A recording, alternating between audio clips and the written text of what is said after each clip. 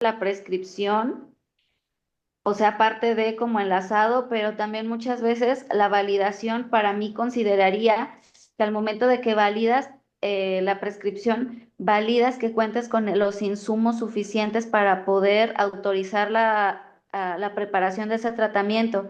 Ha llegado a pasar que no tienen completo el stock del medicamento que se necesita y de pronto ya iniciaron y el proveedor o no llegó, no cumplió, se agotó el medicamento y a nadie se le avisó y el paciente se quedó a media, pues ahora sí que a media o tratamiento incompleto de ese ciclo. Imagínate lo que sería Exacto. que iniciaras un tratamiento para hematología, por ejemplo, oncohematología, y que recuerdan que las células se reproducen muy rápido y que la efectividad es mejor cuando le damos intensidad de dosis al tumor, y que de repente le doy 2 días y luego ya le tocaban otros 3, ¿no? Y ya no le doy porque no tengo medicamento. ¿Qué va a pasar con esas células? Se van a reproducir, Sí. van a hacerse resistentes. Entonces, es muy buen punto el que tocas, que debemos de verificar que tenemos todo antes de iniciar un tratamiento desde la validación, antes de dar la orden de preparar, ¿vale? Sí, Pues, de confirmar que efectivamente se va a poder entregar ese tratamiento. Para mí esa sería también una validación para exacto, poder confirmar que el tratamiento se va a aplicar. muy buen punto, gracias. Ok, ándale, muy como iniciar dosis altas de metotrexato y no tener ácido folínico, o no tener mesnas si se inicia condicionamientos mioablativos, por ejemplo, ciclofosfamida a dosis altas, ¿no? Buen punto. Sí. O que no se haya alcalinizado la orina antes de dar el metotrexato, ¿no? O sea, el que hace la verificación de la prescripción es como el cerebro ya de lo que sigue de la preparación, es el detonador. Pero ¿cómo vas a ordenar que preparen? A mí me pasaba, ¿eh? Sí, le preguntaba primero a la enfermera, ¿cuál es el pH urinario de tu paciente? No, pues que anda en 5. No, pues espérame. A ver, doctora, ¿le dijo al paciente que se tomara las cápsulas de bicarbonato de sodio antes en su casa? No, no le dije. Bueno, ya damos intravenoso el bicarbonato de sodio. ¿Por qué? Porque capaz que lo preparamos antes de que validemos que el paciente está en condiciones óptimas de recibirlo y le tronamos el riñón, ¿vale? Entonces, son muchas consideraciones. Muy bien. Para el de preparación, pues, riesgos en la preparación. O sea, ahorita los tenemos como muy aislados, pero son Perdón, también, perdón, quería también comentar cuando son validar cuando son preparaciones de impregnación, porque como vienen dosis más cargadas y como que genera hay una duda de si es esa la que corresponde o no en las impregnaciones. una dosis de carga que no esté Ajá. bien calculada o que no tenga la secuencia a la dosis que ya no es de carga, ¿no? Por ejemplo, tengo que verificar que los cálculos están bien y la dosis de carga esté bien. Ok. Si se fijan, son mil cosas, ¿verdad? Pero bueno, está muy bien que de forma multidisciplinaria los estamos revisando, y eso a veces no todo nos pasa a unos y así aprendemos de los otros. Del tercer punto, ya validaste, ya verificaste la prescripción, ya la validaste. Ahora, ¿qué sigue? La preparación. La preparación tiene realmente muchas fases, que es desde la adecuación de los materiales hasta la inspección, pero vamos a hablar de un proceso muy global. ¿Qué concluyeron los de riesgos de preparación? Los que hablaron de preparación. Bueno, ¿sí me oyen? Sí. Sí, Pau. Bueno, algunas cosas que comentamos, decíamos mi compañera y yo, Amoy, que no solemos preparar.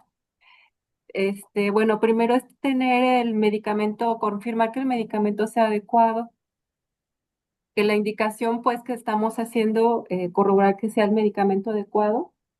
Eh, el diluyente correcto, bueno, en la reconstitución y dilución adecuada. Ujú. Bueno, algo que comentamos fue la contaminación, porque puede, o sea, checar la contaminación microbiana o de partículas. Puede haber Eh, contaminación. Es un riesgo de contaminación en la preparación, ¿vale? Ujú, ujú. Bueno, algo antes que también que también comentamos es pues, tener el equipo adecuado, o sea, una campana adecuada y el equipo de protección adecuado, ¿no? Lo que se vio en la plática anterior y un área destinada para eso, pues. Que Mm, que el envase también fuera el correcto. Y bueno, algo que se mencionó también, pero que no sabemos si es de del parte de la preparación, es hacer una inspección, decía muy con fondo negro y fondo blanco. sí, es el fin de la preparación. O Ajá, sea, la inspección, todo el proceso de preparación debe ir con buenas prácticas de fabricación, porque la fabricación es de que tienes una materia prima hasta dar un producto. En este caso, tu materia prima, ¿cuál es? Una especialidad farmacéutica con sus diluyentes, pero para tener tu mezcla tienes que tener varios procesos. El primero es validación de la prescripción, lo preparo, o sea, lo mezclo, pero antes de eso adecuo el material, luego mezclo, luego verifico o durante la preparación voy verificando, hago un control que ahorita vamos a ver formas de controlar la preparación y posteriormente hago una inspección del producto final antes de su entrega. Todo eso le llamamos en conjunto buenas prácticas de fabricación. Aunque digan, es que no soy una fábrica, no, pero en el sentido estricto sí tienes, o sea, de eso, los que tengan interés, yo imparto un curso muy específico para sus centros sobre buenas prácticas de fabricación y analizamos y desglosamos cada uno de los puntos para hacer un reajuste de procesos, porque a veces tienes procesos redundantes que lejos de ayudarte te estorban y hay procesos que no tienes y que debes de tener de documentación. Pero bueno, muy bien. ¿Qué sí. más? No sé si en esta parte vaya el etiquetado. O sea, si ya lo preparé, pues le pongo, o sea, los datos del paciente con lo que se preparó, ¿no? Que te Y ya, equivoques en etiquetas, si la haces manual, ¿no? Un riesgo es de preparación manual de las etiquetas, pues muchos. ¿Cuántas veces no nos equivocamos, no? Yo les cuento, al inicio mis etiquetas eran en máquina de escribir todavía. Imagínense cuántos errores no pudimos haber cometido. Ok, Moisés, ¿tienes algún comentario? ¿Tú estabas con Moisés, Pau? sí, con muy, ay, Y, Conmigo, Alba. y sí, Alba. ajá, ¿algún otro comentario del equipo? Pues ahí se me hizo bien interesante cuando tienes que adecuar el material, porque a veces, en el caso de los diluyentes, pues simplemente cambiarle la fisiológica por la glucosada, pues puede ser un riesgo alto para el paciente. Y Claro, también en el caso de cuando son los envases PVC que reaccionan y pueden disminuir la concentración de medicamento, ¿no? muy bien, exacto, es ver todo eso, ¿vale? Muy bien, vamos al punto de Ah, entrega. bueno. Ay, Muy, querías hablar. Sí, nada, también en la parte de la preparación, pues la técnica de preparación correcta, manejar para evitar la generación de aerosoles, ya que son de alto riesgo, entonces si no tienen la técnica adecuada o no conocen técnicas adecuadas, pues también corre riesgo el preparador. Correcto, muy bien. El cuarto punto creo que no se pudieron unir porque creo que estaba en iPhone alguien. No, sí pudimos. ¿Sí? Ah, a ver, Sí, estaba con Jessy. ok. ¿Quieres hablar, Jessy? No es que no sé si se salió así. Hola, sí, Bueno, estábamos comentando sobre en la entrega que pudiera haber alguna, algún nombre mal etiquetado, por ejemplo, que pusieran un nombre por otro, o le comentaba a Liz, me parece que era Liz, este, Ajá. sobre sobre algo que pasó acá en el hospital, que luego etiquetaban un medicamento por otro y nos dimos cuenta, por ejemplo, en los que no se manipulan, que no se hace la mezcla como tal, como los que vienen en ámpula, porque el etiquetado que hace la empresa subrogada decía un nombre de un medicamento y el medicamento de la ámpula pues era otro, ¿no? Y pues así es los errores principales del etiquetado. Ok, También comentaba Liz lo de la falta de una indicación, bueno, que a veces hay omisión. En el caso en el hospital donde estoy, creo que para la entrega sí se corrobora, sí se coteja con la indicación médica, pero ella comentaba que también puede haber casos donde se omita esto, que al momento de entrega se entregue la mezcla y que no se coteje con la indicación médica. ajá. Debe de haber una validación por parte del personal que va a administrar lo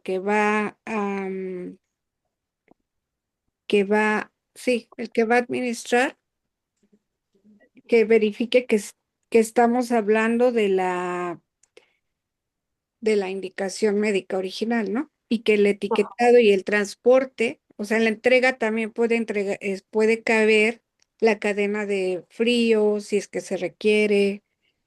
Ajá, Por ahí alguien comentaba, es que a mí me entrega un centro de mezclas que lleva las cosas en moto, cuando tienen mezclas de exteriores y que les ajá. entregan y llegan en moto. Y bueno, aquí, por ejemplo, en Ciudad de México, que tenemos tantos baches, ya no me imagino cómo llegan esas mezclas. Bueno, un anticuerpo monoclonal, imagínense. También Sí, puede suceder un error por ejemplo, justo le comentaba un caso donde en personal de farmacia estaba el farmacéutico 1 y el farmacéutico 2. Ujú, Entonces detona que se entrega un medicamento que era de red fría a la enfermera y era en el cambio de turno y obviamente no se hizo el ESBA, que creo que es el de la entrega. ujú. Entonces la enfermera 1 al farmacéutico 1 le dice, cuídame este medicamento, ahorita vengo por él. Cambian de turno y los farmacéuticos también, y lo viene la enfermera 2 y dice, ¿me das el medicamento de la paciente? Y le dice, ¿cuál es? Ese. Ah, sí, ese. Entonces, el tema es que nadie se dio cuenta hasta que solamente teníamos la cantidad exacta de piezas. Cuando llega el paciente 2 dicen, qué raro que no hay de su medicamento. Ah, porque se lo pusimos al paciente 1. Entonces, si no hay un ESBAR correcto, es que no me acuerdo cómo se llamaba, entre los profesionales de la salud, pues también hay un error ahí. Y el otro es que, no recuerdo el nombre del medicamento, pero hay una nueva molécula que se detonó hace como unos meses, donde te dice que tienes que atemperar el medicamento 1 hora antes de la administración.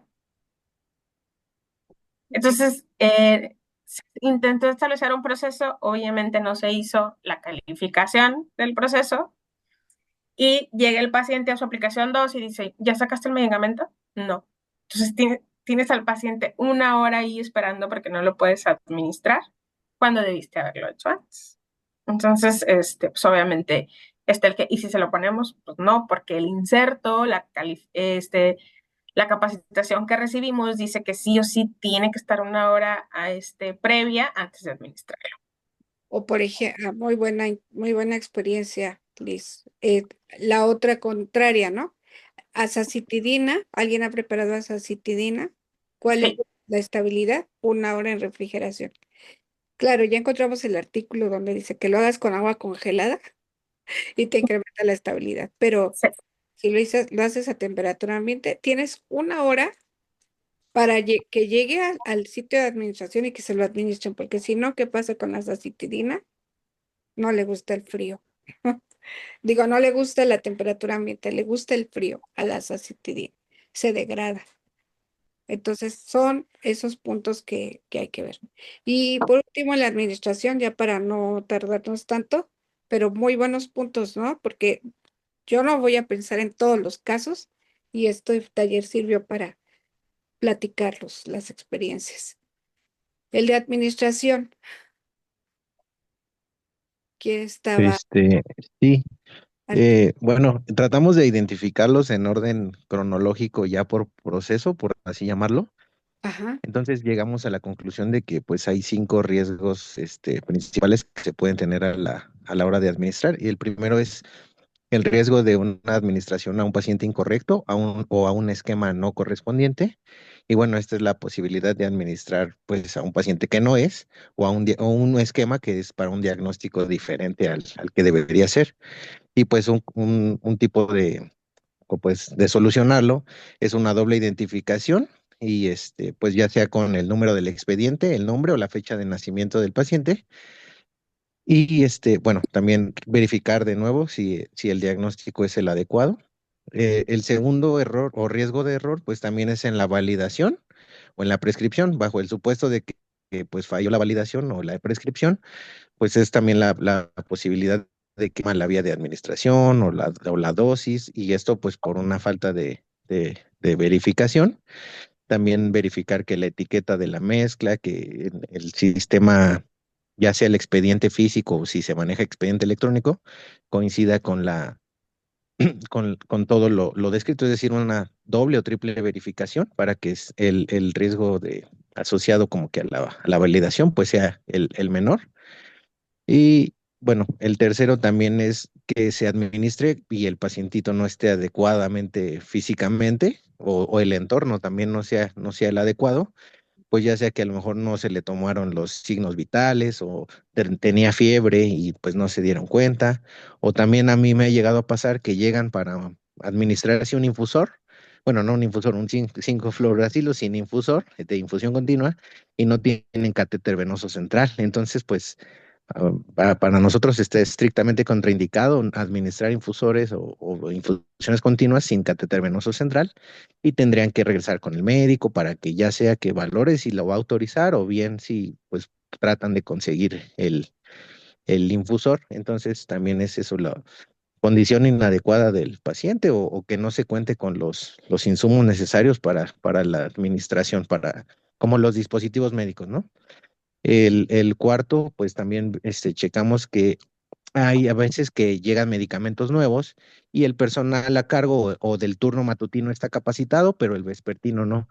Entonces, apenas nos sucedió con Perjeta, pues que enfermería comentaba que cómo le iban a administrar de manera subcutánea a 15 mililitros, ¿no? Estaban muy desconfiados de eso. Y ya les comentamos pues que el medicamento trae hialuronidasa, que precisamente ayuda a que pues la inyección subcutánea no presente molestias o trate de aminorar las molestias. Entonces, pues sí, ese es un riesgo como que por parte de que haya personal no capacitado o también sin autorización. A veces, pues hay enfermeras pasantes y así que pues van comenzando y no tienen la autorización para administrar el esquema pero pues obvio por la gran demanda o por ciertos motivos, pues tienen que hacerlo. Entonces, ese es un riesgo. Y por último, pues también que haya ausencia o no haya protocolos de actuar, pues ya sea para eventos adversos o extravasaciones. Eso también sería un riesgo que no se sigan o de plano no se tengan ese tipo de protocolos, ya sea institucionales o por área. Entonces, esos riesgos son los que detectamos. Muchas gracias.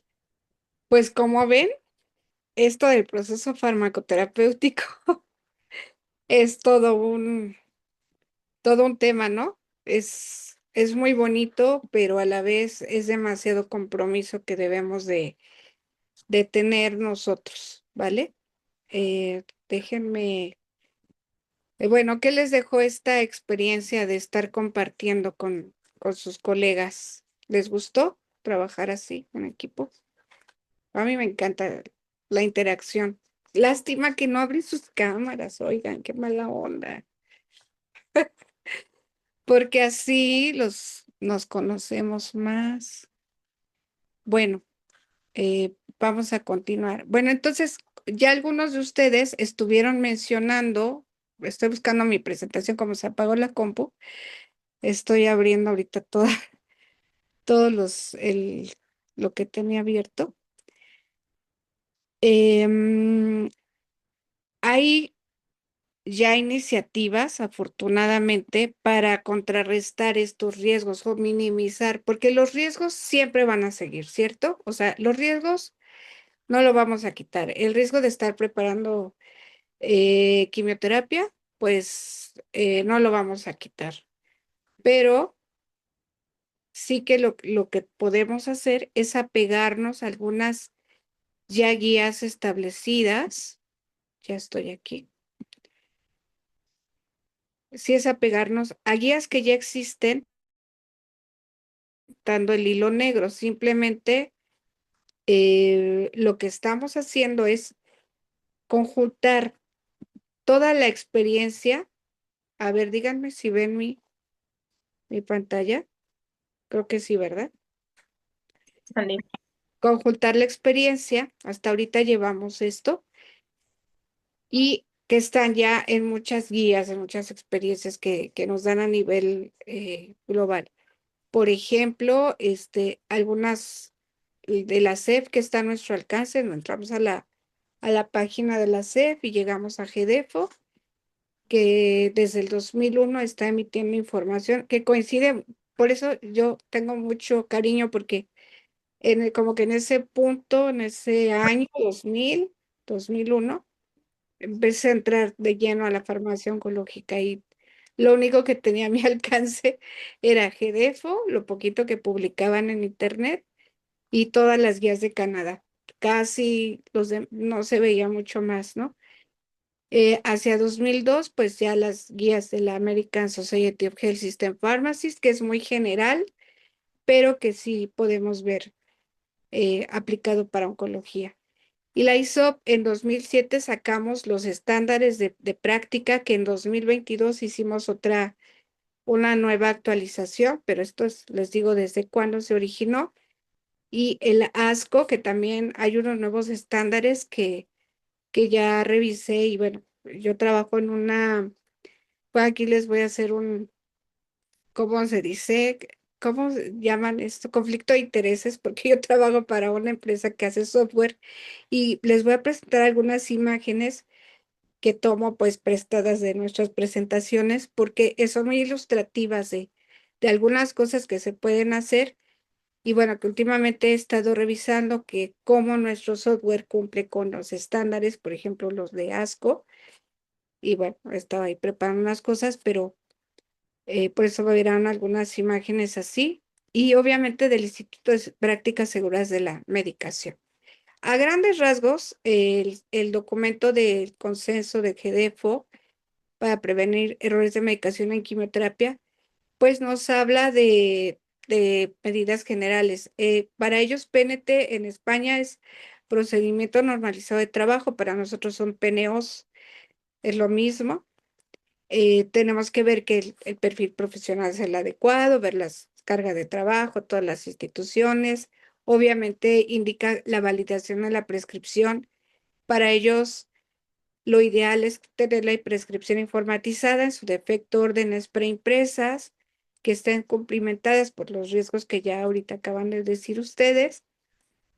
Ellos llaman dispensación al acto de la entrega. Nosotros más que nada en mezclas, por ejemplo, dispensación lo hacemos en global, pero bueno, para ellos la preparación pues debe de ser en un volumen de trabajo ajustado al personal, todo lo que ya nos dijo Liz, todo lo de ellos le llaman cabina de bioseguridad y la sala, ¿no? Nosotros le llamamos gabinete de seguridad biológica, debe de haber manuales, hojas de trabajo, dobles chequeos previo y posterior a la preparación.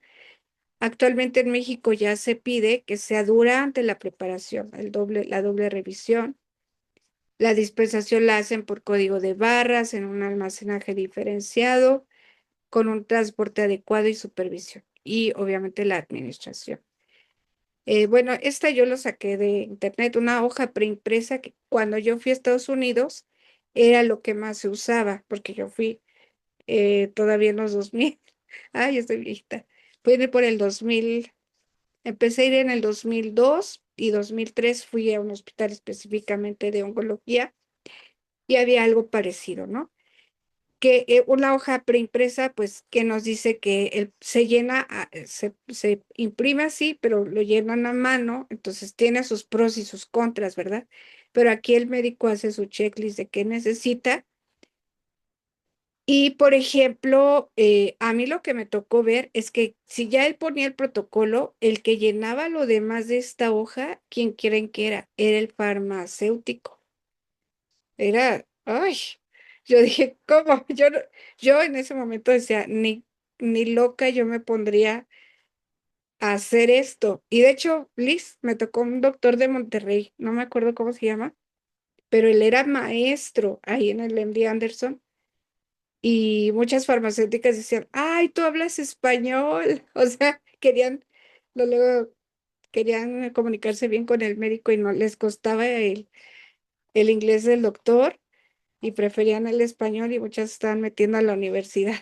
Pero bueno, aquí la prescripción informatizada, les muestro uno de un sistema donde yo estoy, que tú ya tienes, por ejemplo, la superficie corporal, el datos de seguridad e inclusive en qué secuencias, bueno, aquí no tengo secuencias, pero del día 1 al 4, la duración de la administración, el cálculo y por fechas específicas cuándo le toca al paciente ese esquema, ¿no? De acuerdo a lo que es la prescripción. Entonces esto, bueno, se lo robé a IMF para mostrárselos. Y por ejemplo, las de la SHP, bueno, pues también casi todos hablan de sistemas de seguimiento multidisciplinar, sistemas médicos, la preparación, el papel del farmacéutico, que se debe de hacer la validación de la prescripción, que obviamente toda la preparación sea con procedimientos normalizados, o sea, nada que no sepamos, pero aquí lo que me gusta mucho de la ASHP es que promueve el trabajo multidisciplinar, ¿no?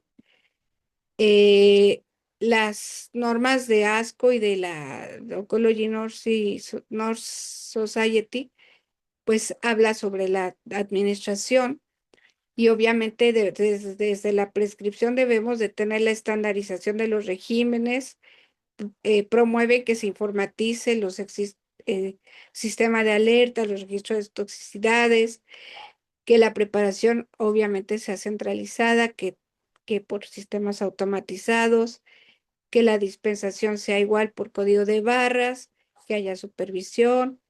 O sea, si se fijan, cada quien le da énfasis a ciertas cosas, pero todo va a lo mismo, ¿no? Todo va al manejo seguro en todas las fases.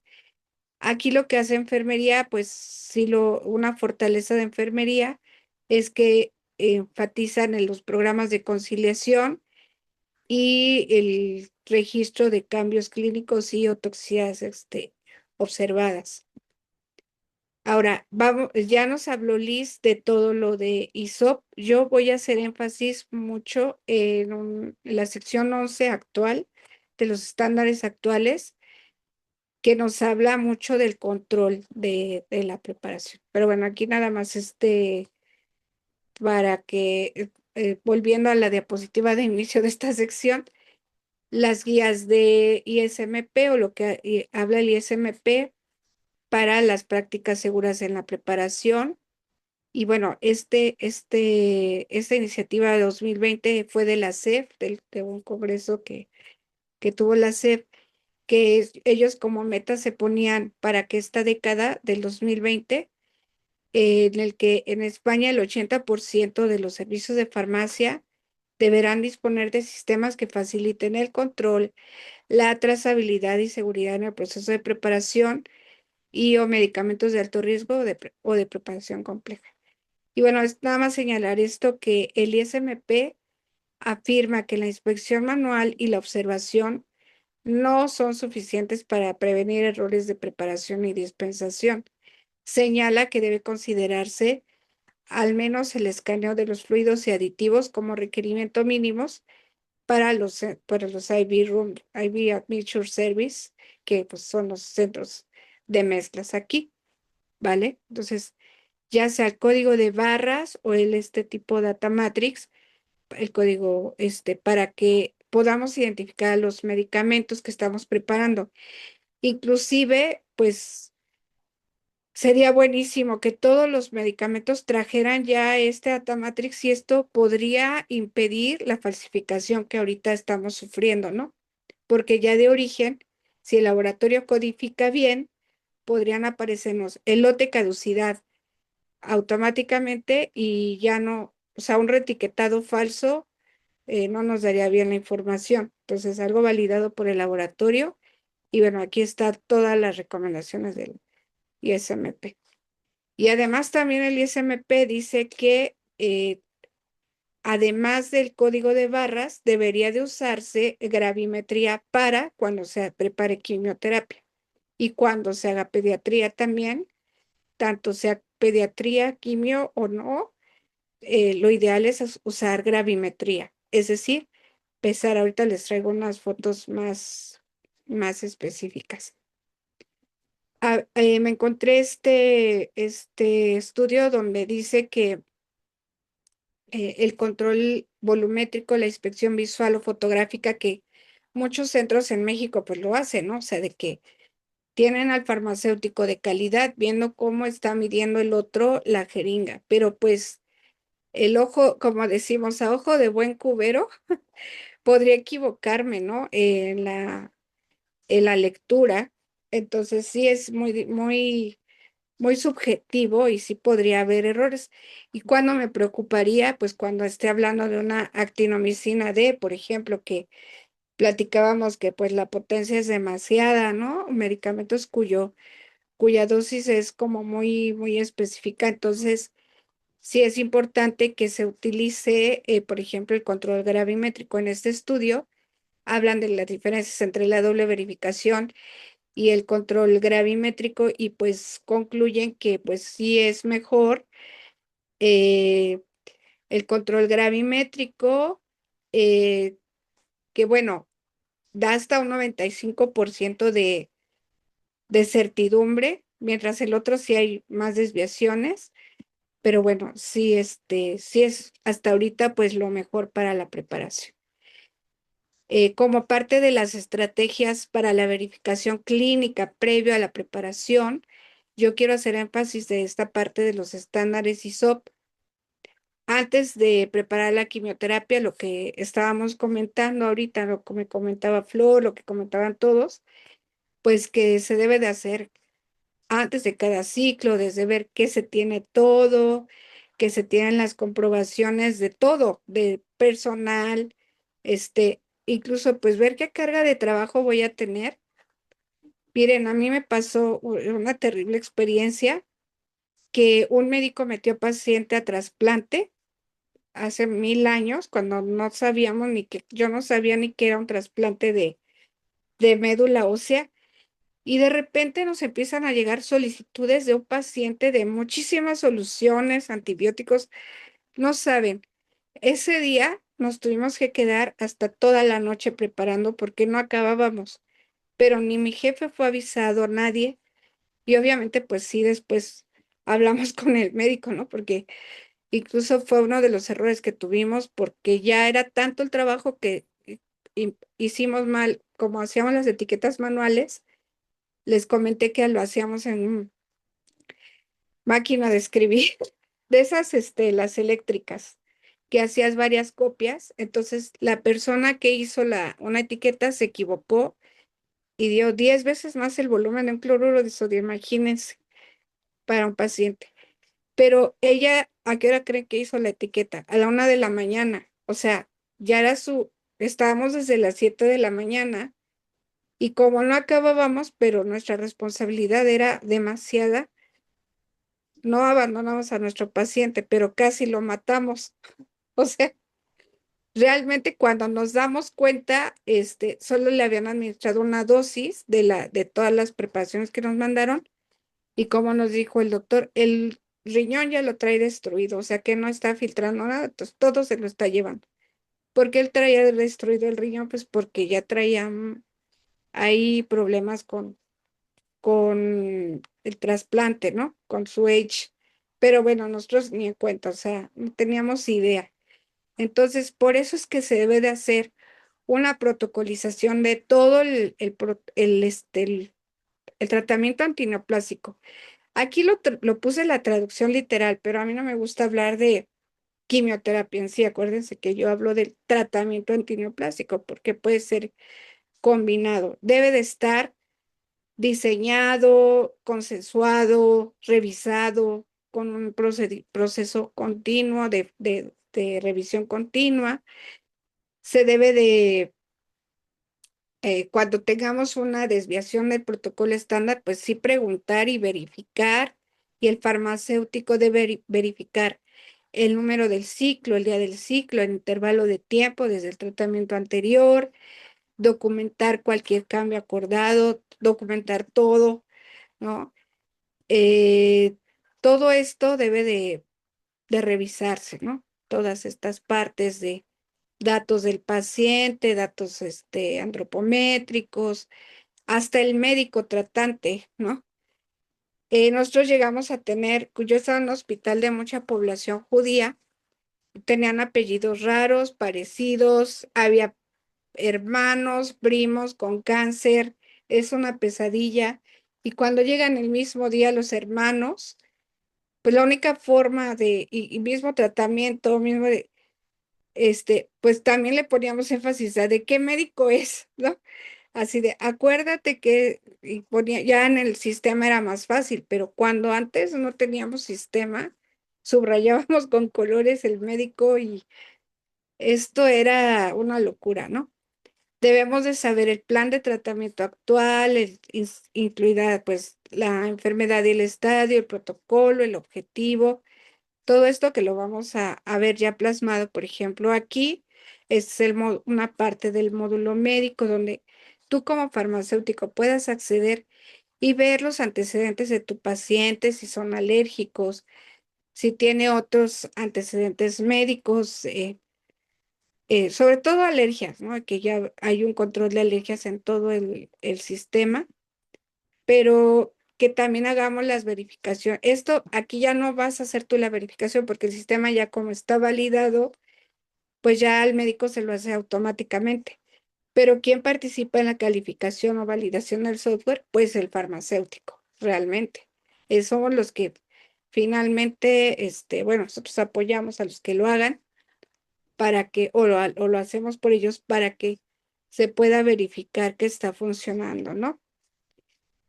Entonces, debemos de tener intervalo, todo lo que ustedes estaban comentando, ¿no? De que si voy a hacer en cuanto a dosis, a lo mejor no lo dijimos todo hace rato, pero sí debemos de ver desde el último tratamiento, cotejarse con el protocolo, si hay desviaciones, documentarlas, cualquier dosis basada en parámetros del paciente, como superficie corporal total, peso, aclaramiento de creatinina, debe volver a calcularse. No es de que, en el mes de enero calculó el médico el tratamiento y ya estamos en septiembre y no ha cambiado el peso.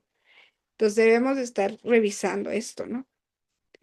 Si hay redondeo de dosis, también hay que tener políticas establecidas, considerar la función renal y del paciente. Les recomiendo esta calculadora de la Sociedad Española de Nefrología, así es como nosotros validamos, por ejemplo, uno de mis trabajos como consultora para esta empresa es que cuando se libera una versión, verificamos que sí esté haciendo los cálculos correctos, lo verificamos con páginas y también manualmente hacemos verificación de que sí me está haciendo los cálculos del aclaramiento de creatinina, por ejemplo, ¿no? Entonces usamos este tipo de páginas. La verificación de la dosis, pues el estándar ISO dice que es la función de cálculo debe automatizarse en un sistema electrónico y el expediente del paciente. También podríamos optar por establecer dosis máximas diaria o una dosis acumulada y se debe documentar. Bueno, y aquí les traigo unas fotos, ¿no? No se ve muy bien, pero por ejemplo, esta de arriba es una dosis máxima para cierto medicamento, por ejemplo, cisplatino, 100 miligramos por metro cuadrado por día, que así lo establece una institución, que podamos ver los criterios de dosificación, saber niños, a lo mejor yo me voy por la de Mosteller y en hombre, los otros por Dubái. O sea, cada institución debe de tener establecido. Y aquí, por ejemplo, una alerta que creamos en el sistema para que cuando se confirme, se prescriba o se valide el tratamiento, cuando haya doxorubicina cuya dosis máxima acumulada para el paciente sea mayor a 500 miligramos por metro cuadrado, nos dé un mensaje, por ejemplo, ¿no? Entonces, este tipo de estrategias es bueno para que, si no nos sabemos todo, ni las dosis y todo, pero ya esté en un sistema que nos pueda dar, ¿no? Otros de los estándares, pues nos dice, verifica las analíticas del paciente, ¿no? ¿Cómo está tu paciente? ¿Cómo está para que le des el tratamiento?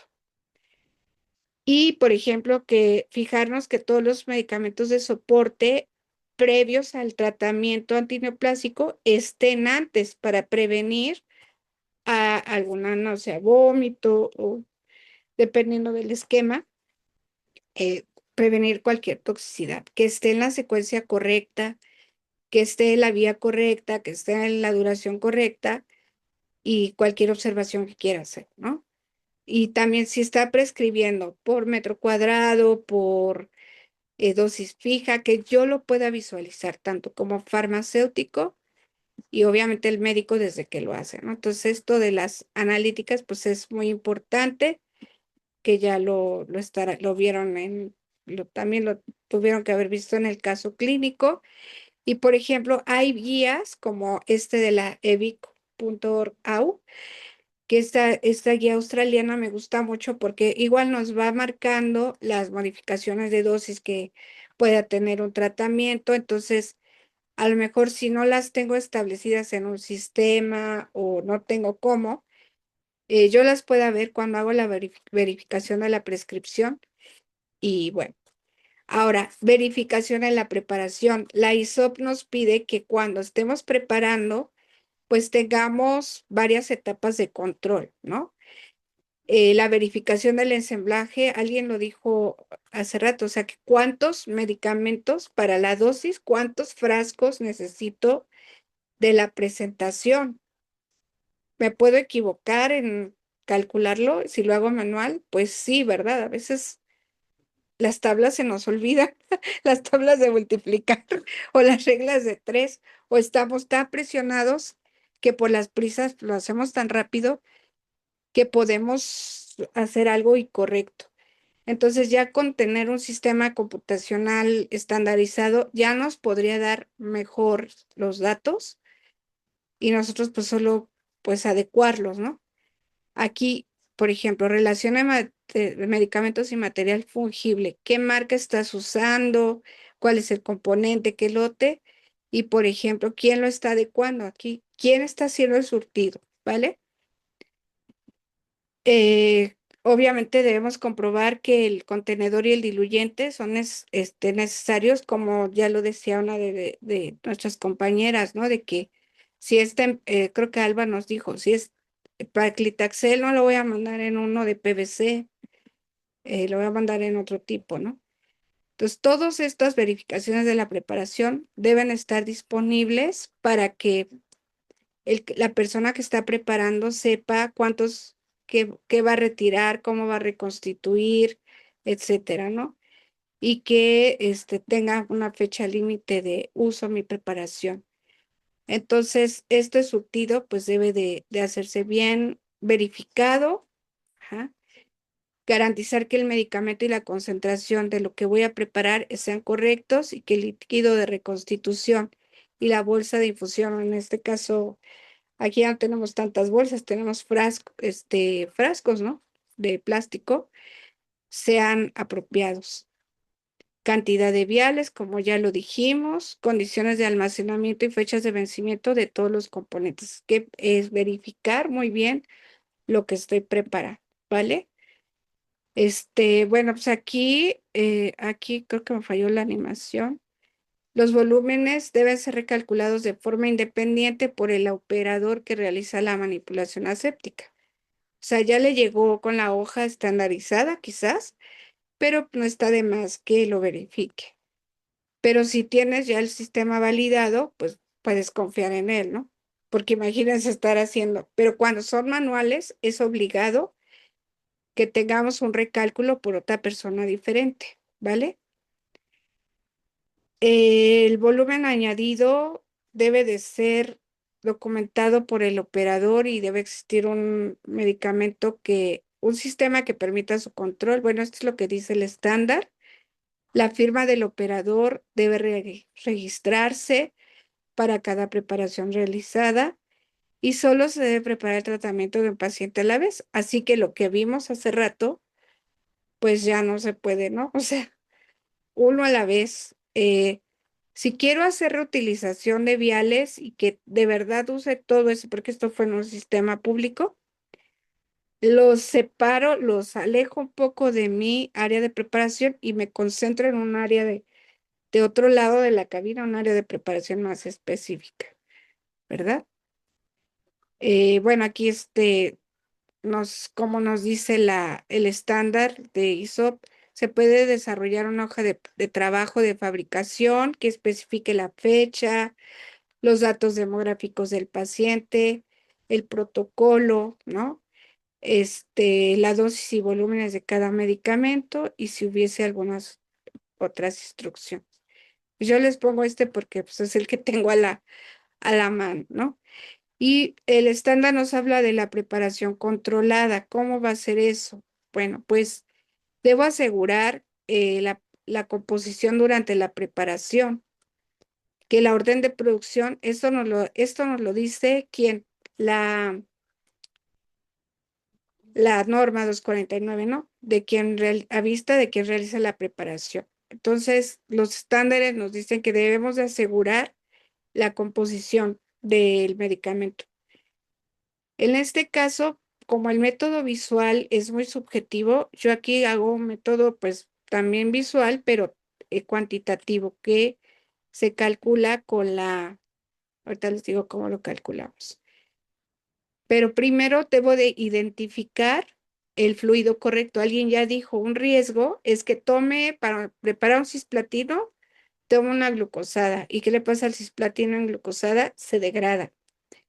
O por ejemplo, lo que pasó en Canadá, o creo que fue en Canadá o en Estados Unidos, con la niña Emily Jerry, ¿no?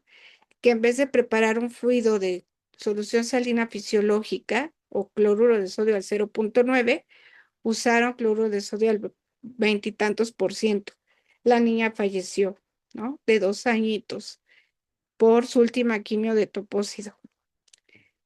Y pues cuando yo identifico, leo el data matrix del vial original, que ojalá que fuera que todas las farmacéuticas ya identificaran así sus medicamentos, yo podría leer el código, el lote y la fecha de caducidad de ese medicamento específicamente.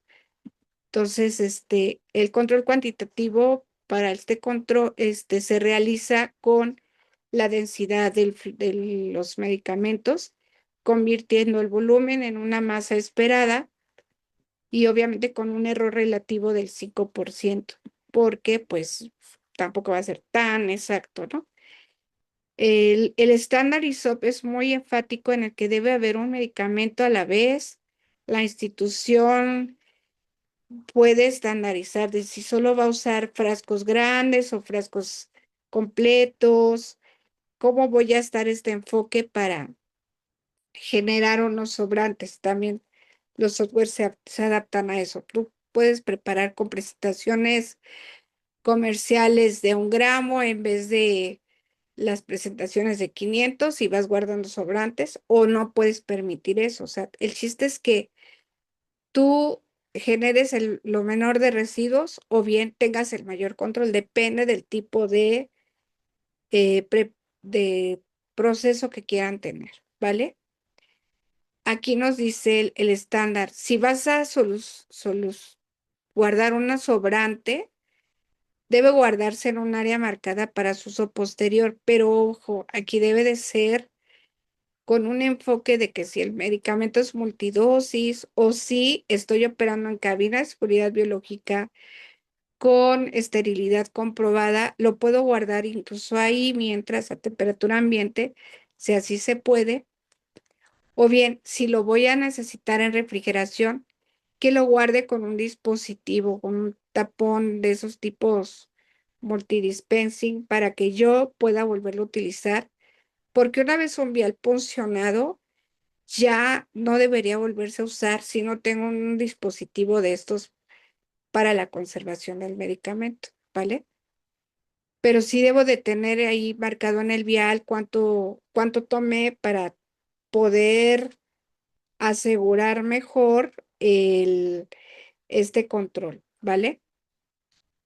¿Qué otra cosa? Conciliación de volúmenes, verificar esto, el ISOP dice, puede ser mediante código de lo que les decía al principio, puedes marcar con una jeringa y visualmente el método de piggyback, o sea que estoy viendo lo que se está preparando o bien mediante código de barras y usando balanza y software integrados. O sea, esto lo dice el estándar ISO. Obviamente debe de hacerse todo en las salas limpias. Esto equivale a las siglas del aislador por sus siglas en inglés. Y como decíamos, parte de la preparación es el control de calidad del producto final. Debe de ser revisado antes de su entrega por un farmacéutico en otros lugares que no hay que cuesta muy caro un farmacéutico, les dan certificaciones a ciertos técnicos en farmacia para que hagan bajo estrictos procedimientos normalizados de operación, lo hagan. Pueden hacer una verificación del cálculo de volumen o como en este caso de una televalidación, de que comprobemos que se pesó correcto porque se esperaba, por ejemplo, aquí fíjense, se prescribió 1800, pero por el pesaje me dio un 105% más del pesado. ¿Qué hago? ¿Lo valido? ¿No lo valido? Esta es la fecha de caducidad. Aquí entra el criterio del farmacéutico. Pero aquí veo que había preparado menos y luego ya se le pasó la mano, ¿no? Pero yo podría decir, bueno, hay gemcitabina, casi todos los sistemas de administración se llegan a quedar restos de producto. Por eso que nos permite un 5% más. Entonces aquí ya decidirías, ¿lo apruebas o no lo apruebas? Pues ya depende de tu proceso. Si apruebas estrictamente al 105%, lo vas a dar. En este caso, hay centros que dicen, yo voy con el 10%. Yo no les recomiendo, pero yo prefiero que lo ajusten al 5%. Pero bueno, cada quien decide y cada quien es responsable de su proceso. Ay, aquí me jugó mal la animación, pero bueno, este es un ejemplo donde tienen, esto es en España, donde no me encanta porque tienen el monitor ahí adentro, ¿no? Y pues para la limpieza es mucho rollo, pero bueno, decían, es que no tenemos un lugar para ponerlo afuera. Pero aquí lo importante es que tenemos a la vista las instrucciones de preparación. Y bueno, aquí lo que les quería mostrar es que el control de calidad se hace de manera electrónica, viendo la pantalla de cuánto pesaron, si leyeron el vial. Voy a tratar de arreglárselas para que en el PDF les quede más. Ah, pensé que me quedó mal la animación. Aquí, por ejemplo, yo hago una validación farmacéutico-técnica, es decir, veo la coloración, veo todo y aquí acepto. Pero aquí también veo con la televalidación lo que se preparó. Es una estrategia de saber que está, por ejemplo, está pesado correctamente al 100.22% y que sí se leyó el medicamento que yo esperaba, que en este caso era el Sirape, ¿no? Entonces aquí es muy importante que registre el lote, la caducidad y la fecha de preparación y la hora. Entonces ya todo electrónicamente se va registrando y pues si hubiese alguna cosa, tengo exactamente la fecha de preparación, ¿no? En qué paso a preparar. Entonces aquí también el estándar nos dice, debes verificar los detalles de la etiqueta. muy importante antes de la entrega, antes de la administración, ¿no? Como ustedes ya identificaron. Y algo que detonó mucho la situación de la seguridad del paciente en Estados Unidos fueron las muertes accidentales por vía de administración incorrecta, como la vincristina, que se confundía con citarabina. O sea, la citarabina se puede dar intratecal, pero si se almacena cerca de las vincristinas o se preparan en el mismo momento o no había una preparación de mezcla por mezcla, se tenía el potencial riesgo de identificar mal, y pues también las enfermeras deben saber que los intratecales solo son ciertos medicamentos y por ejemplo, los alcaloides de la vinca solo son por vía intravenosa. O sea, esto es formación del personal, ¿no? La integridad de sellado del producto, la fuga, ¿no? El control de fugas, debe de comparar, como bien nos lo dijeron en la entrega, o sea que ustedes tenían todas las respuestas de la presentación. Entonces, yo lo que les quiero compartir es un poquito mi andar por estos, parte de los errores de medicación y cómo, viendo otras experiencias de otros hospitales, aquí por ejemplo en este hospital de Lisboa, la experiencia era de que la prescripción la hacía el médico en 5 minutos con una prescripción manual, pero de que llegara la prescripción a la farmacia le llevaba 240 minutos, o sea, en un hospital grande, público. Entonces, ay, pues imagínense todo lo que se podían retrasar los tratamientos, ¿no? Y hacía todo el proceso, pues se seguía, pero aquí era su cuello de botella. Cuando ellos pusieron la prescripción manual, sustituyeron la prescripción manual por el sistema computacional, la prescripción la hacían más pronto, pero automáticamente estaba disponible para que se siguiera todo el control. Entonces se evitaron pues las cargas de trabajo, se aumentó la percepción de la seguridad y mayor satisfacción de los profesionales. En otra experiencia donde durante todo el proceso farmacoterapéutico, este fue en España, tenían tiempos de espera muy prolongados, y tras poner un sistema de rediseño de procesos con un sistema computacional, pudieron establecer que en vez de tener salas de espera ahí estresando a todos, ya podían tener menos reclamaciones porque pudieron tener los tratamientos a tiempo y mayor, pues ya con más organización. En el aspecto este también es de España, pues desde 2011, también implementaron el sistema y bueno, pues vieron que empezaron desde un 3% de tratamientos vía electrónica hasta un 80% a donde llegaron a medir. El sistema te obliga a que te comuniques con el equipo multidisciplinar desde que protocolizas, se hace una validación y consenso en los protocolos y pues hay menores errores de prescripción. Ahora les voy a contar mi triste historia. Bueno, mi triste y después feliz historia. ¿Qué pasaba antes de usar un tipo de prescripción electrónica asistida? Pues que cada quien hacía lo que quería, ¿no? Cada médico prescribía, como dicen, el médico fulano ponía sus órdenes sin orden de administración. El médico sutanito sí las ponía, pero se le olvidaban las concentraciones, las hacía muy concentradas. Y así cada quien, imagínense, cuando no teníamos WhatsApp, que eran los radios, ay no, los Nextel, famosos Nextel, no es cierto, eran radios, Vipers, todavía me tocó Viper, mandar Viper al doctor. En Estados Unidos le llaman diferente en las series, no me acuerdo cómo le dicen. Pager, le llaman pager. Le tenías que hablar al médico, le mandabas un mensaje con una operadora y ella se lo transmitía a su aparatito y luego ya él te devolvía la llamada, ¿no? Imagínense cuánto nos llevaba todo esto.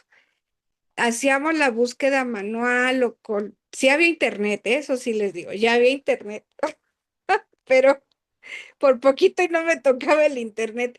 Pero no todo estaba en internet, más que nada eran los libros que podíamos traer de Estados Unidos y realmente todo en inglés.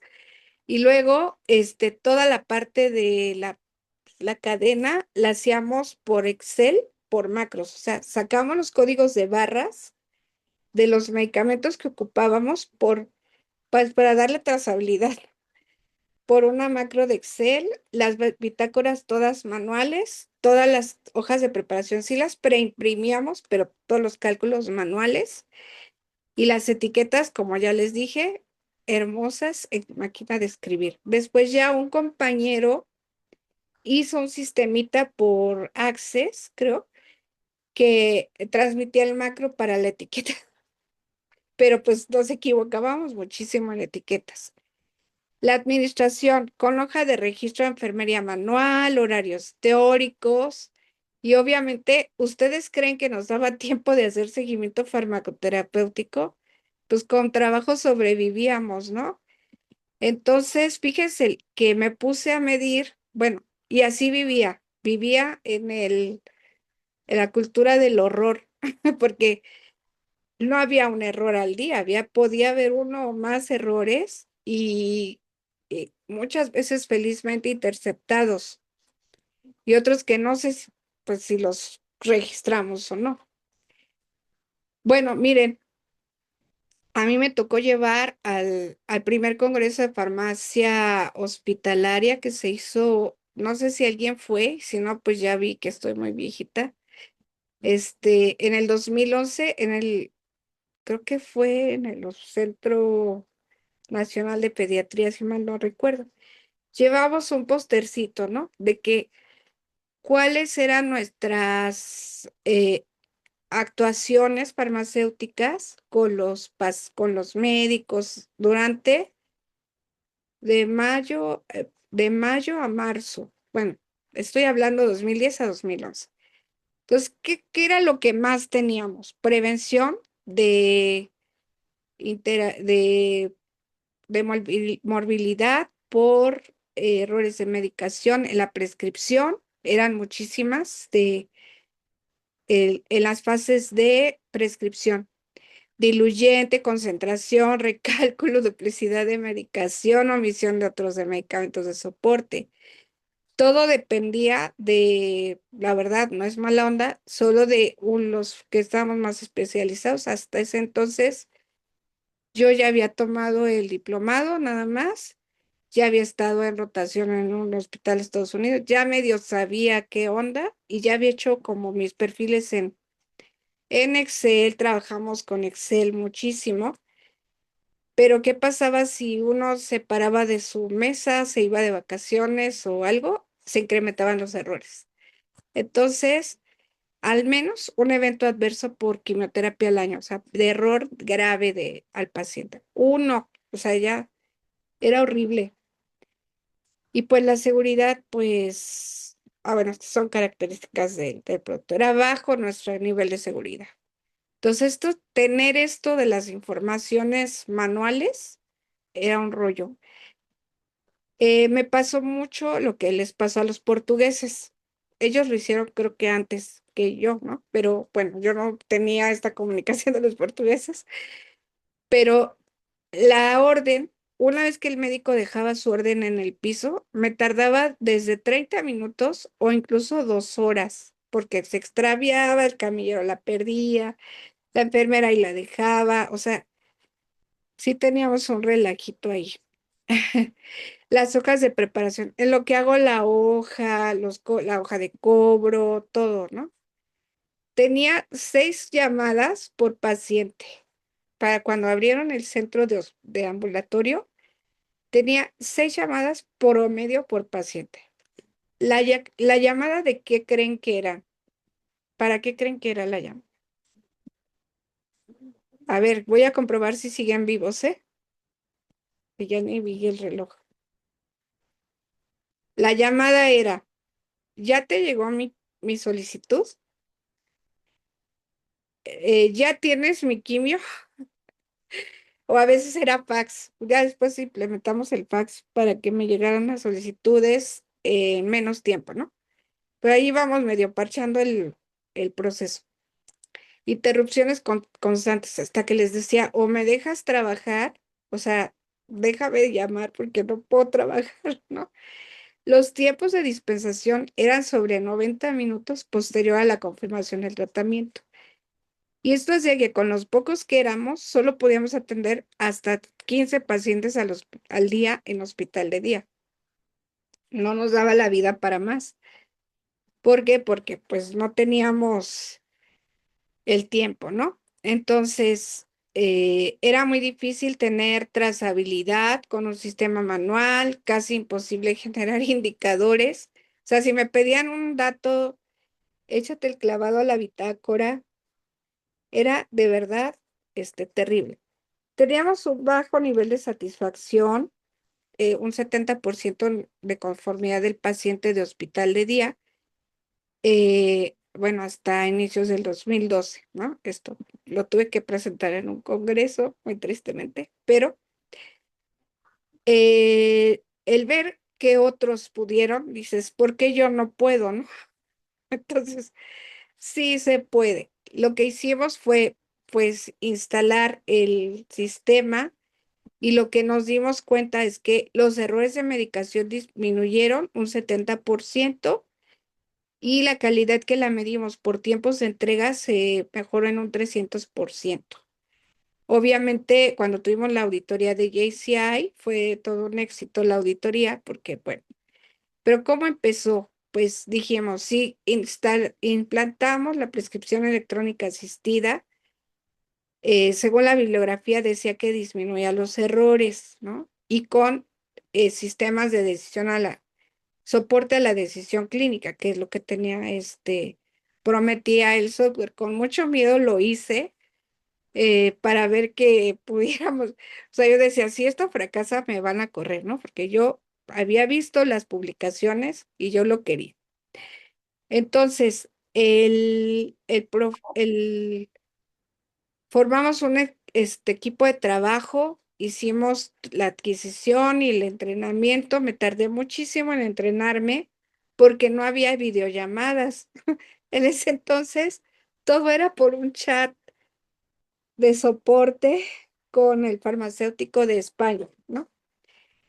Bueno, y pues yo también estaba aprendiendo eh, a protocolizar los esquemas. Ya nos daban una base de datos, pero nosotros la teníamos que adecuar, ¿no?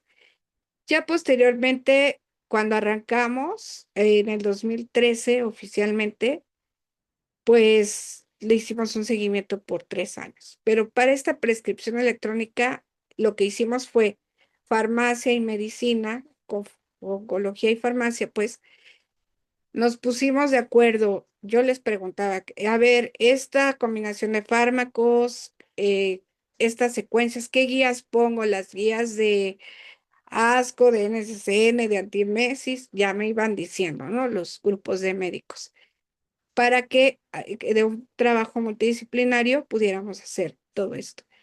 Ya bueno, no fue el último que publicamos de esto, pero ya presentamos resultados en 2016 de cómo nos fue, ¿no? Esto fue presentado justo en ISOP, el que fue en Chile, y lo que llevamos fue, bueno, mira, en 2012 no teníamos pacientes en el sistema, fuimos metiendo pacientes y órdenes médicas, y los eventos adversos después, antes, estos de 2012, los eventos adversos que tenía anualmente por quimioterapia eran estos. 2013 bajaron, pero como todavía no tenía hospital subido al sistema, pues realmente se vio el impacto hasta 2014 y pediatría se subió 2015. Entonces vean que trabajando en equipo vimos que sí se podía, que los errores de prescripción bajaron, los de transcripción, los de preparación, pues, y administración no pudimos bajarlos tanto porque no todo enfermería se subió al sistema, ¿no? Y obviamente los retrasos en la administración, en la dispensación, fueron ya casi nulos porque de los 93 minutos que teníamos en 2012 bajamos a 36 y según me cuentan, pues siguen con un promedio bajo de minutos disponibles una vez que el médico confirme. ¿Y qué sucedió? Que ya tuvimos más tiempo para hacer análisis de otro tipo, ¿no? De más seguimiento clínico con los pacientes. Entonces, la prescripción electrónica asistida con un sistema computacional ayudó a mejorar la seguridad y productividad no solo del área ambulatoria, sino que como empezaron a ver los resultados, me pedían, ahora sube, incluso subí servicios no oncológicos, porque decían, es que con o sea, cuando me llegan etiquetadas así, no tengo problema. Entonces, servicios como cardias y todo esto, me pidieron que lo subiera. Desde 2014, el área de oncohematología, no, bueno, hasta donde yo dejé el hospital, no había participado en un evento adverso, que fue hasta 2020, diciembre de 2020.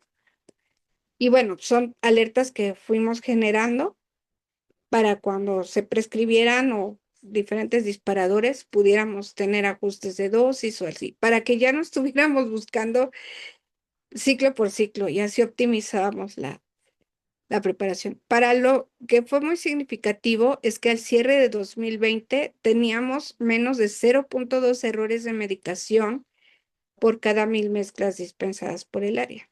Es que es ponerte indicadores, ¿no? Indicadores de proceso. Pasamos de este tipo de horrores porque, miren, aquí está la caligrafía de una de mis farmacéuticas poniendo, creo que esto es 40, esto es 70 o 10, no sé, 10. Esto es, o sea, igual sus números no eran tan legibles. Ah, pues ya tener en una orden esto, ¿no? Cuando llegó la auditoría de JCI, la verdad es que fue muy bonito recibir este comentario y que nos dijeran esto deberían hacer con el resto del hospital, porque este software solo es para oncología. Y bueno, pues mejora los procesos clínicos. Entonces, podemos cumplir con la dispensación y todos sus procesos, lo que les decía hace rato, ¿no? La preparación no es solo la preparación, sino es desde la validación hasta la entrega de insumos. Esta definición de la 249, pues nos dice todo lo que el paciente necesita saber y aquí necesitamos todos estos conocimientos. Cuando Liz les estaba platicando esta parte de que ella, por ejemplo, se ha preparado con ingenieros de farmacéuticos, o sea, Liz ya también tiene una especialidad, no ¿cómo se dice? Los que estamos en centro de mezclas, aparte de saber de Oncology Pharmacy, tenemos que saber de Compounding Pharmacy, porque esto ya son esto que está en cursivas, ya son especialidades en Estados Unidos. Entonces, se puede decir que a veces somos triplemente especialistas. ¿Por qué? Porque tenemos que tener conocimientos de muchas cosas. Y obviamente, pues tenemos que hacer farmacovigilancia, educación al paciente. Bueno, todo esto es parte de la farmacovigilancia, ¿no? De manera de preventiva, activa de detectar errores de medicación y con un trabajo multidisciplinario. Así que, en conclusión, quisiera que ustedes me ayudaran a dar estas mismas conclusiones de la lección aprendida sobre el caso Lehman. ¿Alguien quiere comentar si le hizo ruido, si le suena parecido? Yo cuando escuché por primera vez esto fue en 2008 en un congreso allá en Estados Unidos y yo dije, chispas, pues ¿cuántas veces Lehman mexicanas tendremos, no? Esto me conmovió mucho y pues me hizo moverme mucho a ver cómo iba a mejorar mis procesos en el hospital. ¿Alguien que quiera comentar del primer tema, de aprender de los errores y experiencias de otros centros? ¿Qué tan útil es? Y ahorita yo ya me desnudé mi situación con ustedes de todo lo que pasábamos. Pero ¿cómo se puede corregir, no?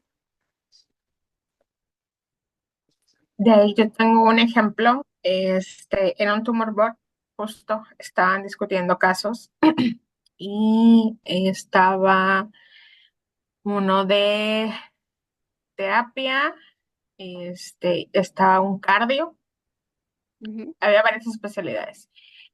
Y justo un doctor dijo, estaban hablando sobre el daño cardíaco y dijo, pues es que sí debería de tener una evaluación previa, ¿no? Y le dijo, ah, qué bueno que estás aquí, entonces ya sé con quién mandar a la paciente antes de empezar el tratamiento. Entonces fue una intervención muy pequeña, pero al menos hay un avance previo a iniciar el tratamiento del paciente para tener una valoración adecuada, este, para no pausar el tratamiento quizá en un segundo ciclo por alguna cardiotoxicidad. Entonces hacerlo desde un principio, buscar el tratamiento adecuado. Muy bien. Sí, muchas gracias. Eh, sobre los factores de riesgo de lo que hicimos de identificar el análisis de riesgo, esto de, ¿creen que sea necesario hacer su análisis de riesgo propio, sus centros específico? Sí, ¿verdad? Porque el identificarlo nada más, pues puede ser muy fácil, pero luego lo que tenemos que hacer es buscar cuántas veces ocurre, qué medidas tengo para detectar que vaya a ocurrir, que eso se llama detectabilidad y que se le da una escala. Si no tienes mucha forma de detectar, tu riesgo va a aumentar, ¿verdad? Y entonces se calcula, y bueno, y la severidad del error que pudiera pasar de ese riesgo, si se vuelve un riesgo real o un riesgo que se convierte en un evento, ¿qué podría pasarle al paciente? Entonces, con eso vamos a hacer el número de prioridad del riesgo y es lo que tienes que atacar primero, porque obviamente el proceso farmacoterapéutico es tan extenso que en 6 meses que llegues, no vas, o sea, llegas a una jefatura o algo y no llegas y vas a solucionar el mundo. Yo no lo solucioné en muchos años, pero ya cuando tuve las herramientas, me pude decir, me voy tranquila, ya está todo bajo control, ¿no? Eh, Puedo decir que tuve éxito gracias a esta herramienta porque tuvimos los estándares, porque hicimos el sistema de gestión de calidad, pero mis compañeros siguen midiendo cada 6 meses sus riesgos. Y si vuelve a ocurrir, pues porque ahora no capacité bien al personal o porque me falló esto, porque tuve otros controles que no hice. O sea, siempre esto es mejora continua, ¿no? Obviamente los factores del riesgo del sistema, los variables, todos lo sabemos y debemos de buscar prevenir más que apagar fuegos, porque eso de estar apagando fuegos, híjole, de verdad, es horrible no dormir. Este, y bueno, pues las guías por algo están, si existe, si ya hay esas advertencias, no se agarren todas, agarren una, la que más crean que es más fácil de cumplir y poco a poco vayan implementando. O sea, no es de todo no es de hoy para mañana voy a tener, ¿no? Y bueno, o sea, aprender de las experiencias. Y como decía el gran Santiago Ramón y Cajal, o sea, lo peor no es cometer un error, sino tratar de justificarlo en vez de aprovecharlo como aviso providencial de nuestra ligereza o ignorancia. A veces los errores no son por ignorancia, a veces son por que no tenemos esa previsión, ¿no?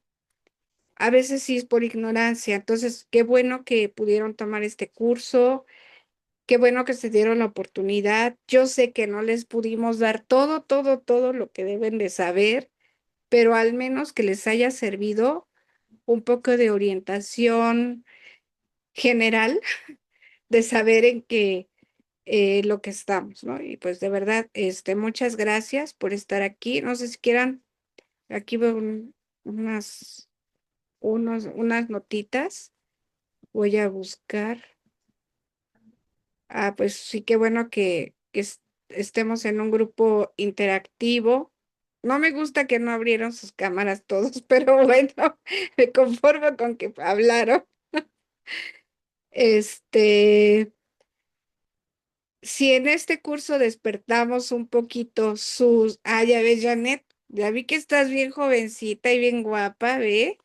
Este, el, si en este curso logramos con un poquito de tu despertar tu interés, despertar conocer más. Les digo, nunca vamos a acabar. O sea, esto la farmacia oncológica es, como dicen, el cuento de nunca acabar. Me decía mi hijo, mamá, es que ¿por qué tú ya, si tú ya te graduaste, por qué sigues? Ah, pues creo que también Alice lo ha dicho su hijo, ¿no? ¿Por qué, mamá? ¿Por qué tienes que estar ahí siempre? Pues porque así es la vida, hijo, porque nos gusta mucho. Bueno, miren, bueno, no sé si quieran decir algo. Ahora sí que hablen ahora o callen para siempre, decía mi mamá de cotorreo. Habla ahora o calla para siempre. A ver, les quiero comentar. Eh, Liz, ¿querías decir algo? No, solamente complementar que en efecto era mucha información. Felicitarlos por su interés, aquellos que invirtieron en su educación, aquellos que fueron a pedir apoyo para el curso. Mm, Empezamos autodidactas. Amenfo nace con la idea de apoyarnos, ahora sí que unos a otros, porque había mucho desconocimiento. Yo conocí a Sandy, no me acuerdo hace cuántos años, y de ahí despertó todavía mucho más mi interés.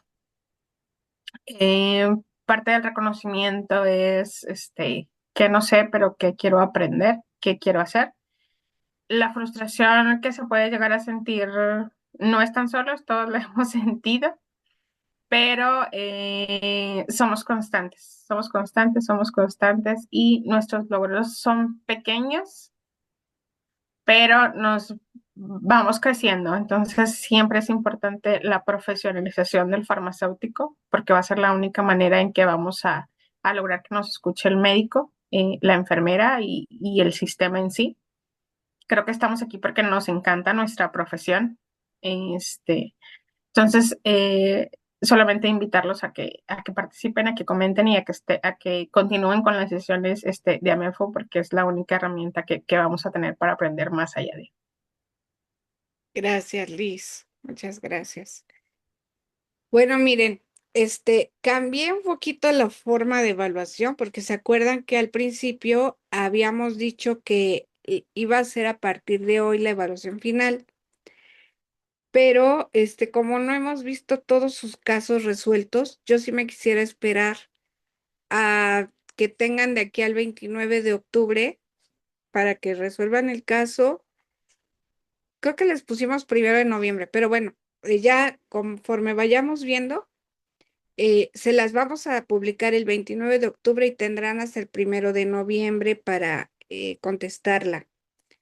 Y obviamente la constancia, una vez que ya vayan completando sus registros de asistencia, que sí están todos, no se preocupen. ¿Quién sabe por qué luego en el Classroom no se registran? Pero sí nos está llegando al Excel del formulario. Entre el 3 y el 8 de noviembre pues, les estaremos haciendo llegar sus constancias, conforme vayan terminando, ¿verdad? Pues, si no terminan, no podemos. Sí nos gustaría pues que nos dijeran qué aprendizaje significativo me llevó hoy y bueno, pues los escucho.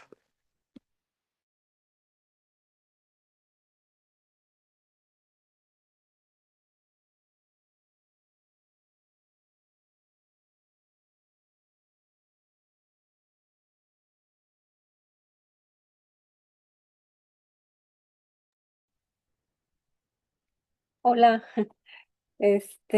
bueno, de la primer plática con Liz, la verdad es que desconocía pues totalmente las guías que ella pues nos mencionó, es el NIOS, el USP 800, o sea, ni idea. A lo que yo más llego es a que aquí, pues, es con Cofepris y que tenemos una farmacopea y que sí nos dice qué hacer, pero que no nos dice cómo. Entonces, pues sí, y que hay que buscar, que hay que buscar otras fuentes. Eso sí, de plano no sabía nada. Gracias. Pues ya con eso, Liz, ¿qué quieres decir? Gracias, Pau. Misión cumplida. Sí, sí, es que, o sea, no es para decirles todo lo que trae la guía, pero al menos que sepan que existen, porque ¿cómo nos fuimos dando cuenta nosotros? Pues, por ejemplo, yo cuando iba a Estados Unidos decía, ¿y esto cómo? Y cuando llegaron auditores extranjeros, ¿y esto qué? Y así ya no nos agarran de bajada. Al menos ya saben que existe y que poco a poco las podrán ir desglosando, poniendo en práctica, ¿verdad? Muy bien. Ahora, ¿qué otro del proceso farmacoterapéutico? Ya no les puse un video, pero les voy a mandar un video que yo creo que alguien ya lo habrá visto, de una administración, un error de administración. Se los voy a poner en el Classroom para que con calma lo vean. Es un video viejísimo, pero de verdad da una profundidad a cómo todos los aspectos, no solo técnicos de la atención al paciente, sino humanos, factores humanos, nos hacen que podamos llegar a caer en un error fatal. Entonces, las prisas del paciente, que un médico que sepa mucho faltó ese día y porque como no hay un proceso bien escrito, bien estandarizado, los podemos equivocar. Entonces, se los voy a poner como una tareita en el Classroom para que por favor nos ayuden a verlo y reflexionen. Esto es para que ustedes lo tengan como una reflexión personal, profesional, y pues ya me comenten ahí en un mini ensayo que hagan de qué es lo que aprendieron de ese video, ¿vale? Porque yo dije, verlo en clase va a ser muy pesado. Me fui bien rápido en la presentación, qué bueno, pero sí la vi como muy gorda. Dije, híjole, los voy a dormir. Entonces, mejor el video cuando lo puedan ver, se los voy a publicar en un ratito. Y ustedes tendrán toda esta semana para seguir viendo el material. Les decíamos que en diciembre bueno, ya para reciclar la clase, lo vamos a bajar, pero ahorita tienen para tener sus notas, todavía nos podrán escribir alguna duda hasta la siguiente semana y les haremos llegar por correo sus constancias. Felicitarlos por darse la oportunidad. Si se fijan, ¿alguien estuvo el curso pasado?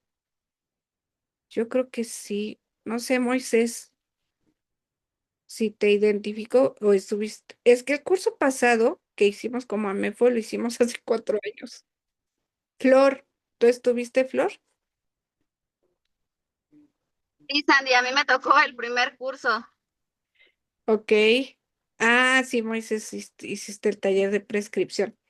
Y Flor, del curso pasado a ¿viste diferencias? Es que no estuviste toda la Claro, sesión. mira, la verdad es que no recuerdo si en duración fue la misma duración, yo recuerdo que fue menos, tengo el recuerdo que fue menos, pero si estoy en lo correcto, pues obviamente que el hecho de haber tenido más días de curso activo, pues obviamente dio para ampliar un poquito más los temas. Este, de hace 2 años para acá, pues creo que, bueno, lo que más me gustó de este curso realmente es que la interacción que había, los demás participantes que estaban compartiendo también las experiencias que viven, porque pues también de eso aprende mucho uno. Correcto. Sí, sí, sí, que el grupo sea participativo, eso ayuda muchísimo a los cursos, ¿no? Eso es súper importante. Muchas gracias, Flor. Pues muchas gracias por darse la oportunidad. Estamos hablando con la ESMEO, con la Sociedad Mexicana de Oncología, para podernos unir a su congreso. Todavía no les prometo nada, pero para que sea nuestro segundo Congreso Nacional de Farmacia Oncológica, porque ya lo hicimos en octubre, hace 3 años, hicimos un congreso en línea con ponentes de España, no me acuerdo con demás de Chile, Paraguay, pero esta vez pues queremos hacerlo presencial y queremos pues tenerlo en el marco de la Sociedad Mexicana de Oncología. Entonces, en noviembre tendremos las primeras reuniones, ojalá vamos a ver que esté como para el alcance de los participantes, para los que sean miembros de AMEFO, para los que no sean, pues tendrán que ser.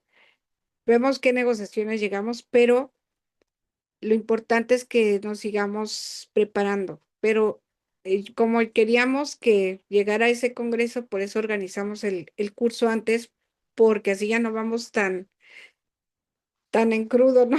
Cuando llegas a un congreso de oncología y no tenemos todas las herramientas, de verdad se nos hace muy pesado.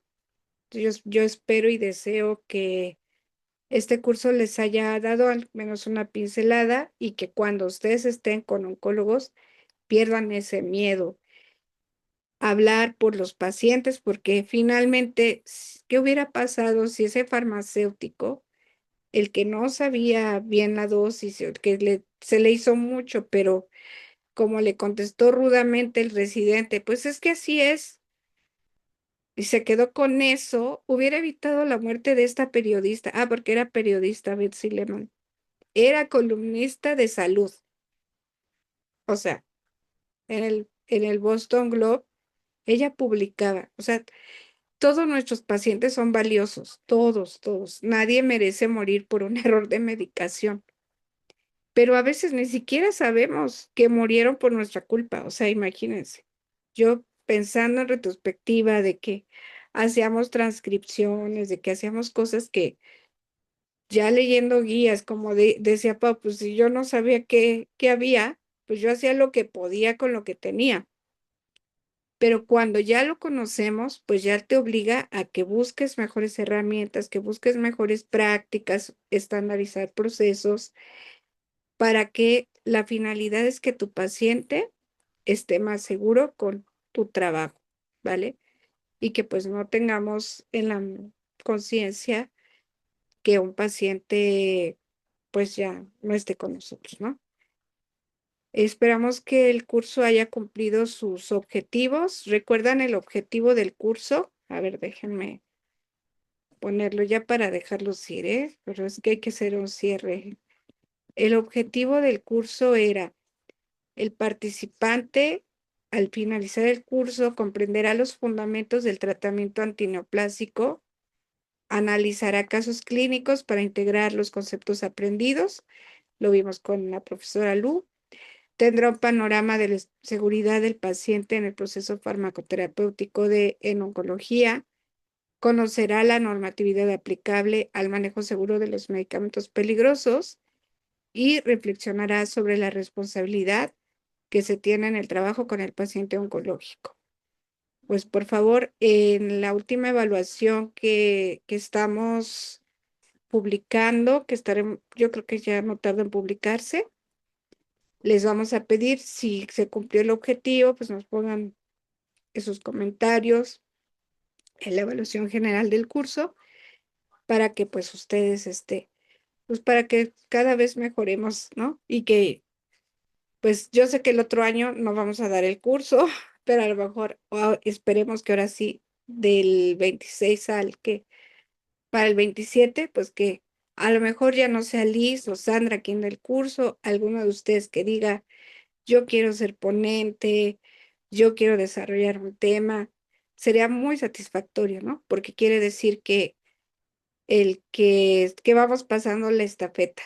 Así que si alguien se interesa, pues por dar el curso, por dar un tema, o también en AMEFO, Siempre que preparas un tema, ¿a qué te obligas? A revisar, a estudiar, a investigar, y eso te fortalece más el conocimiento. Y entonces lo que buscamos es compartirlo, ¿no? Muchas gracias por su asistencia. Ya Pero los... una duda. ¿Qué pasa? Ya, el caso clínico que publicaron la semana pasada, o sea, hay que contestarlo y subirlo, ese sería como nuestro examen, ¿verdad? No, ese no es el examen. El Ah, examen lo hay que vamos a contestar publicar aparte. aparte. El caso Ajá, ok. clínico es justo para ver si hay que reforzar algo, ya en individual se les dirá, oye, acuérdate que hay que hacer esto, como para ver cómo está su pensamiento crítico, ¿no? Cómo están Ok, abordando, ajá, es como más sobre eso, ¿vale? ok, gracias. Ok, muy bien. Pues me da mucho gusto que les haya gustado el curso. Sabemos que a lo mejor no somos el mejor curso, pero somos lo que podemos, somos lo que hay ahorita. Y y bueno, ya ahorita se está publicando el registro de asistencia para el día de hoy. Oigan, sí, vamos a hacer una foto, ¿les parece? Abrimos, ahorita ya que vi los corazoncitos tan bonitos, hagamos la foto. A ver, vamos a abrir la cámara. Sí, porque así ya las conocemos. Mira, Miriam está en el trabajo. Ay, Miriam, tú tan trabajadora. Bueno, vamos a poner ay, ¿cómo le hago? Una reacción. Pues creo que tú puedes capturar pantalla, Liz, o alguien Creo que captura y la sí. sube aquí al chat y yo la voy a tomar con el celular, porque como estoy grabando, bueno, es más, voy a detener la grabación. Creo que es por eso.